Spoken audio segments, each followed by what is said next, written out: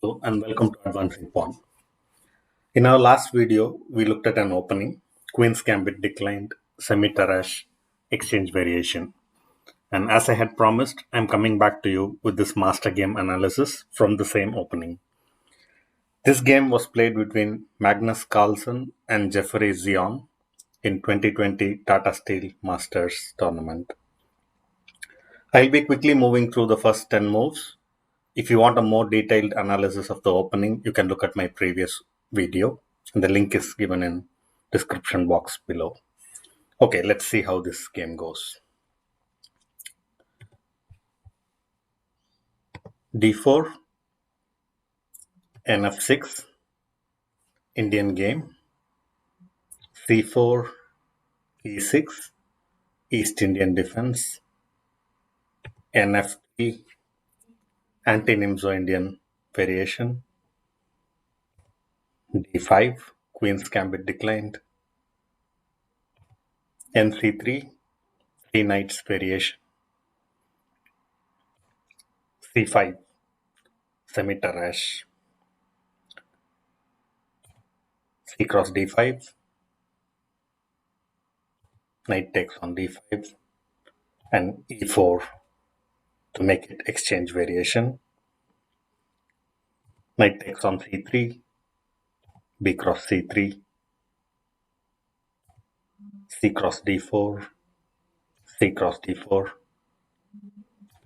Bishop B4 check, BD2, Bishop takes D2, Queen takes, Black castles.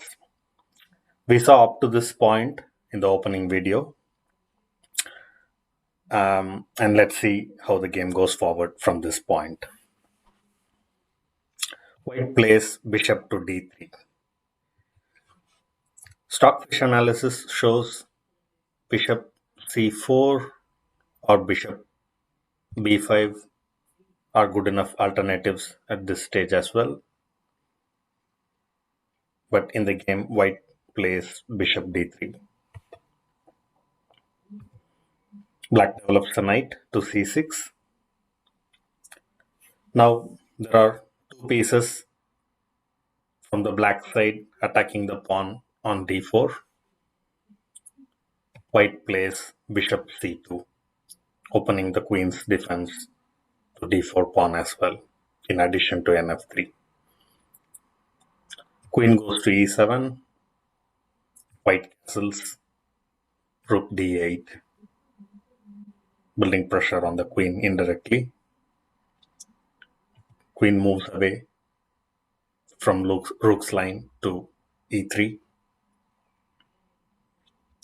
B6, because the light squared black bishop has to develop, so B7 looks like a good choice.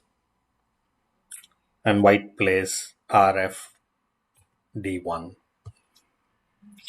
At this stage, Stockfish thinks RF E1 is good, followed by RA D1, or in the other order, RA D1 first. So, according to Stockfish, White is better off bringing its two rooks to the central files and controlling D and E. But White actually plays RF D1 in the game. Bishop D7, which was expected. White brings the other rook to C1 to control the open file, and Black does the same at C8. We have come to a stage in this game where both sides have castled and all minor pieces are developed. Rooks have developed. So it's one of those positions where we can feel stuck thinking what next. And at this stage, Carlsen plays H4, and Stockfish agrees as well that this is a good move. Black goes NA5, and White plays Bishop D3. I guess Black's intention is to move Knight to C4, and White tries to prevent that by coming to D3. I just tried another alternative to see how the game would go if we allowed black knight to enter c4. So let's move g4. White actually plays g4 in the next move, so I'm just forwarding by one move to see how the analysis goes. Black plays nc4, white queen is attacked. Let's say qe2, qf6 from black. Let's say white tries to chase the knight away by playing bb3, b5 to support the knight, a4 to break the structure, and knight to a5.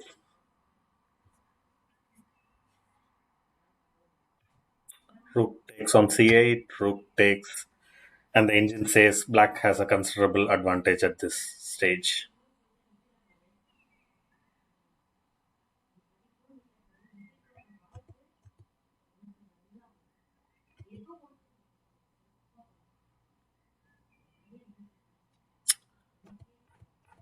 So let's go back to the actual game.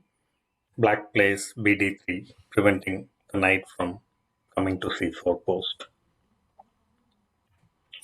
Black plays h6, and now white plays g4. I kind of broke the suspense a couple of minutes ago.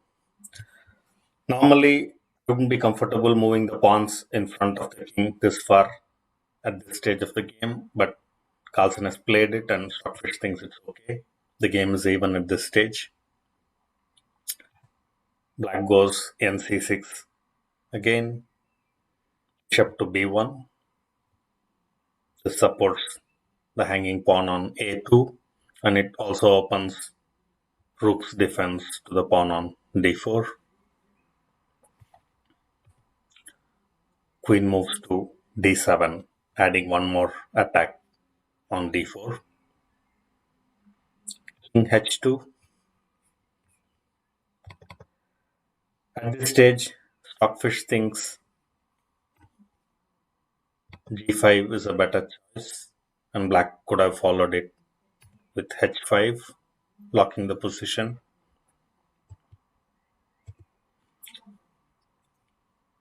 But white actually plays kh2. It's tempting to bring the queen to d6 and give a check, which is what black does. And white king simply goes back to g1. Stockfish thinks at this stage e5 to block the check is better, but white plays kg1.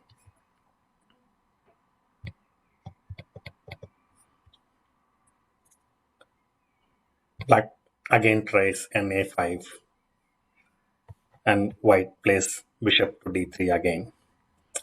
In this case, instead of immediate bishop to d3, Stockfish thinks rook cross c8 is better. Let's see how the continuation goes. Black rook takes on c8, bishop d3 now to prevent knight to c4, and now rook can come to c3. Let's say d5 now, and bishop to a6 builds the pressure on d3. g5, knight to c4, attacking the queen. Queen goes to d4,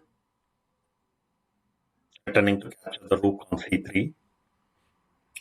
And black ignores the threat and simply goes queen f4. The engine thinks this position is even, it's drawn. Let's say queen captures on c3. Black queen can give a check on g4, h2, f4 check.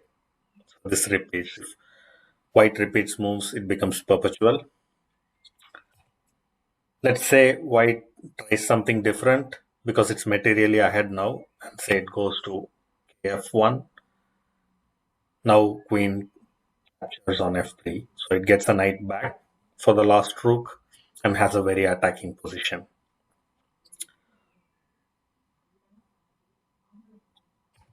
Rook c1 now is a blunder because black can play knight to e3 check.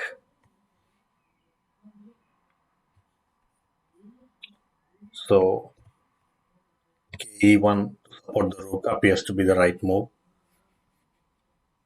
I guess black at this point has enough compensation for going exchange down. Let's go back to the actual game.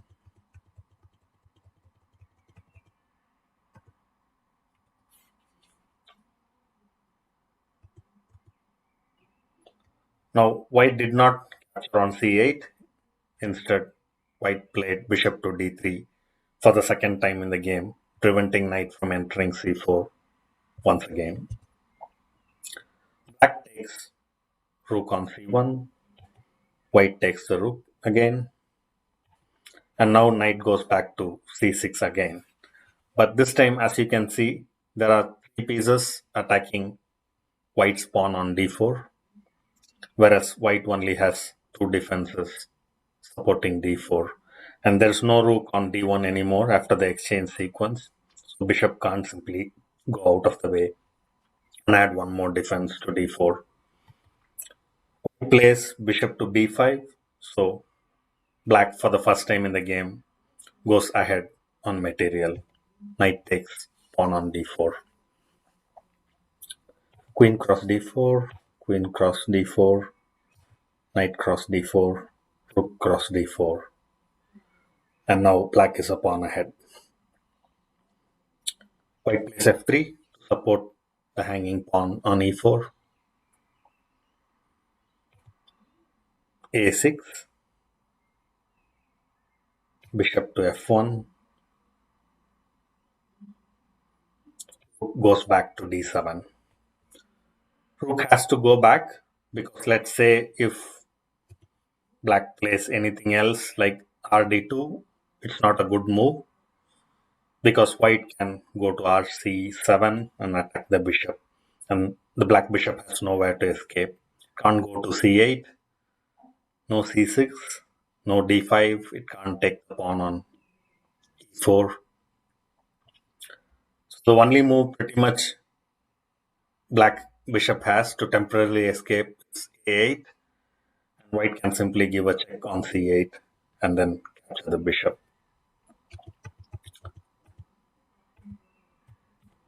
So black rook had to go back to d7 to make sure white can't move rc7 next.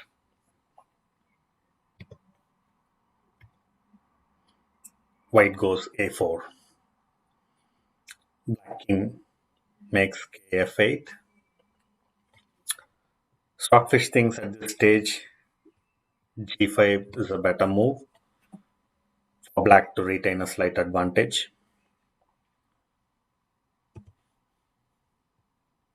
But black plays kf8. White's next move is kf2. Again here, Stockfish thinks there is a better alternative compared to what the Grandmasters played. And that's rook to b1, attacking the weak pawn on b6.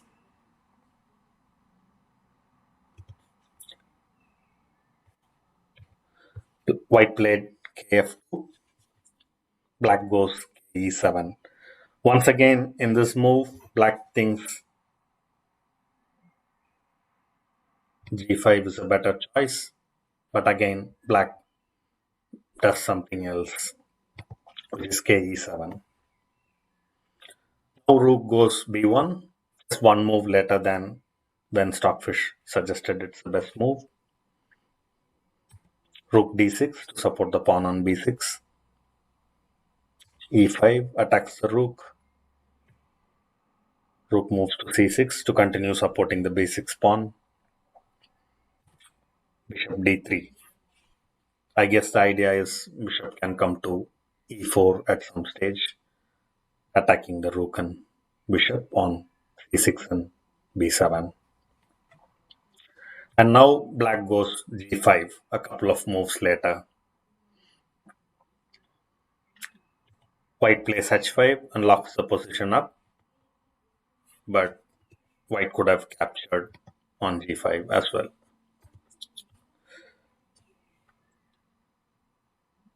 Black bishop goes to c8. Stockfish thinks there are better alternatives. instead of bc8. It prefers going back to king f8. I guess that's a better defensive position considering there are advanced white pawns on this side.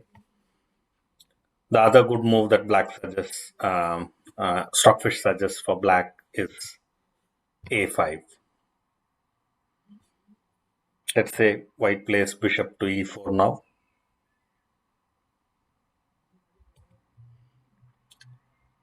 Black plays rook c7, and this looks slightly better for black at this position.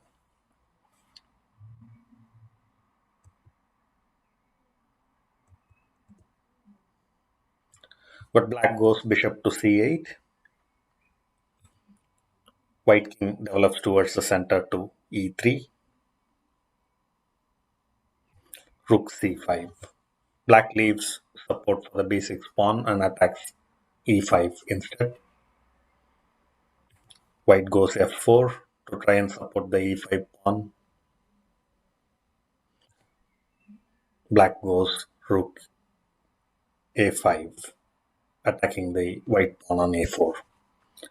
And white captures on b6. Instead of capturing on b6 immediately, white could have taken the bishop back to c2 as well to support the a4 pawn. Okay, white captures on b6. G cross f4 check, king cross f4, and then rook cross a4, capturing the pawn and giving a check in parallel. So at this stage, black continues to be a pawn ahead. White king goes to f3 to make sure it doesn't give away the pawn on g4. Black goes rook a3, attacking the bishop on d3. e4, this time king protects the bishop. Black can give a check again on a4, but it simply repeats moves, and being a pawn ahead, black has to try finding something out of this position to move forward. So f6,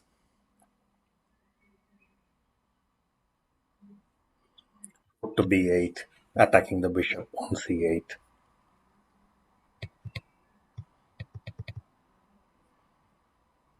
Now bishop goes to d7.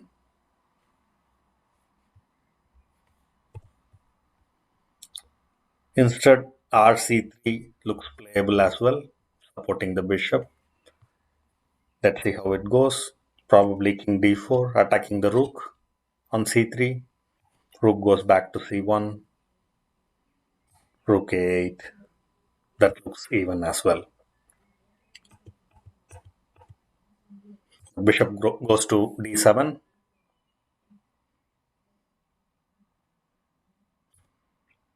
Rook b7. F cross e5.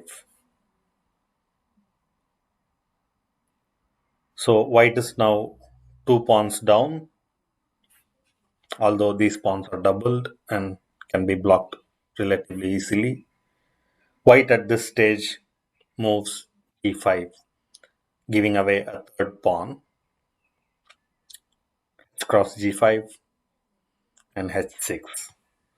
So to get this passed pawn on h6 closer to the queening square, white opts to go 3 pawns down.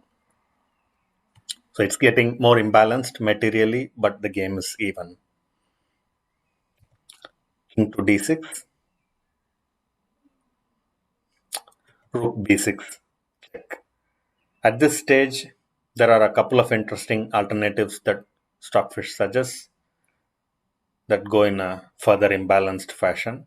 So let's see what the alternatives are. Instead of rook b6 check, white could have played h7 right away. Let's see how this continuation goes. Bishop c6 check, forking the rook. King goes back to e3, which is pretty much the only exit square. It's a forced move. e4, attacking the bishop on d3. White queens on h8. Rook takes d3 check, king e2, and bishop takes rook on b7. So in this continuation, white has a queen against black's rook, bishop, and four pawns, and this looks drawn as per Stockfish. So I guess this would make a very interesting analysis, but let's leave that for another endgame video. Let's go back to this position where white actually played RB6 check, and we saw the alternative, which is H7.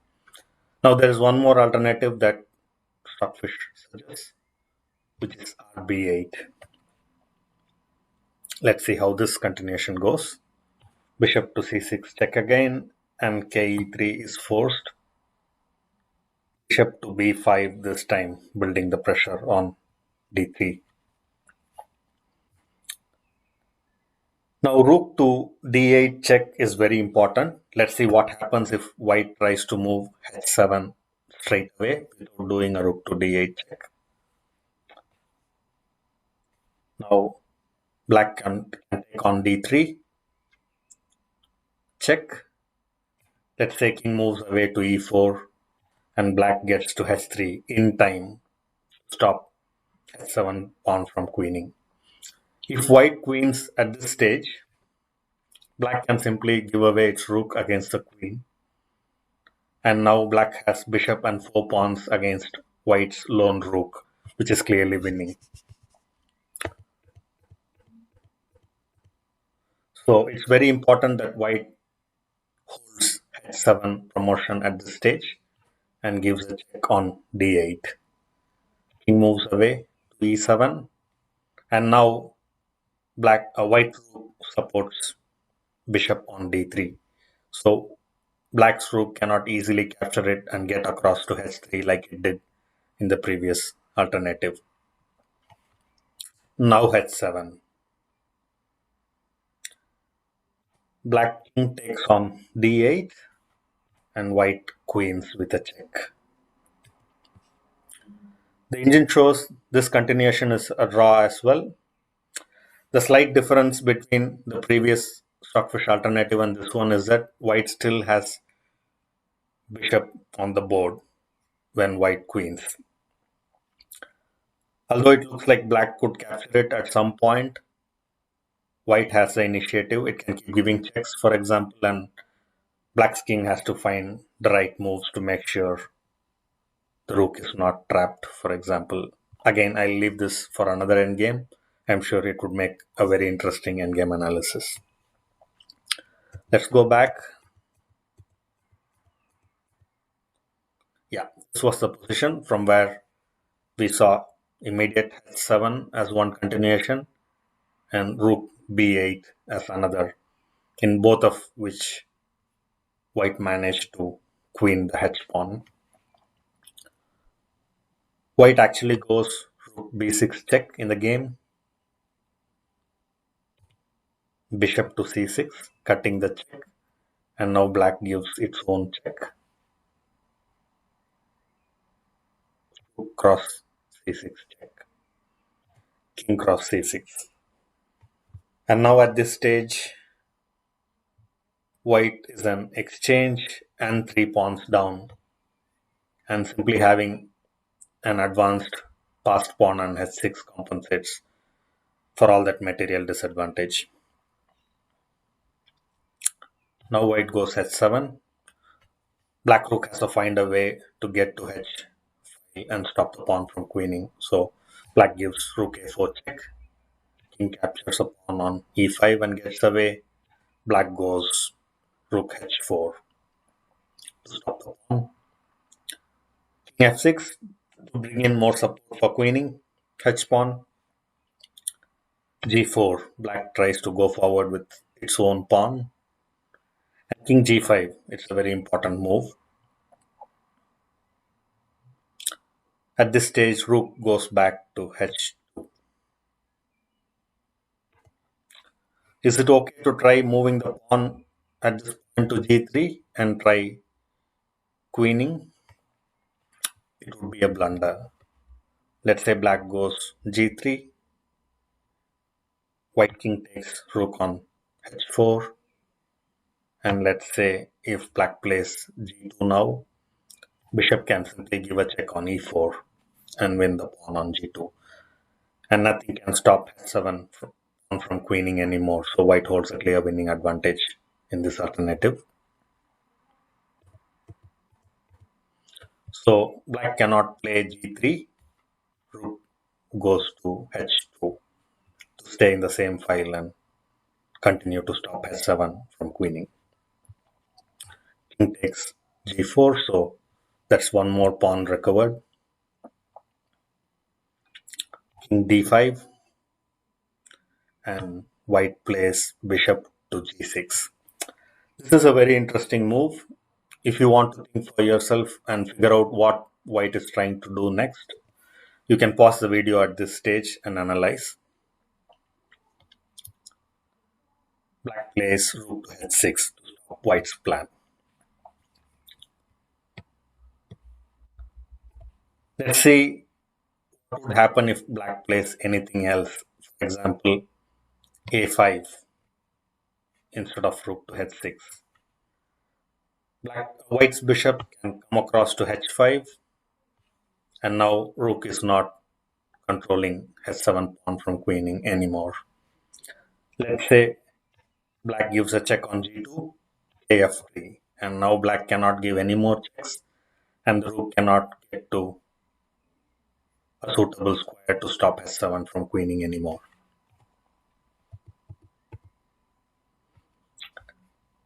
It would be the same case if instead of a5, black plays ke5, for example. Again, bishop to h5, rook g2 check, kf3. It's the same position again. So either of these two moves would have been blunders. Black had to play rh6. So now white cannot do h5 anymore to block the rook's control of the pawn. King g5. And now again, rook cannot go back. It has to capture the pawn. Let's say rook goes back to h2, for example. It's the same story again. Bishop comes across to h5 and frees up h7 pawn to queen. Let's say black gives rg2 check. King can simply hide behind the bishop on h6. And again, nothing can stop h7 pawn from queening anymore. At this stage, when white plays g5, black is forced to capture on h7 and give away its rook for the advanced pawn. And now it's white's bishop against two of black's pawns. Black played e5, kg4, kd4, and a draw was agreed. Let's just play a few more moves to see how it can go from here. Let's say kf3, black plays a5, bishop to c2, and now white king can block the e pawn and bishop can make sure a pawn cannot progress anymore. Let's say kc3 and bishop to a4. Because bishop has a longer range, black king cannot ensure the bishop can be kept away for a pawn to queen, and it can't stop white king from blocking e pawn.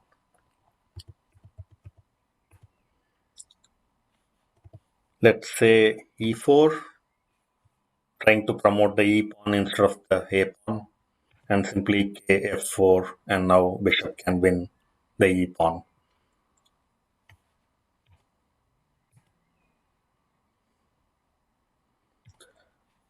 So yeah, that's enough material for white to be able to stop black's two pawns, and the game ends in a draw. Hope you found the analysis interesting. I'll see you in the next video. Thank you for watching Advancing Pawn.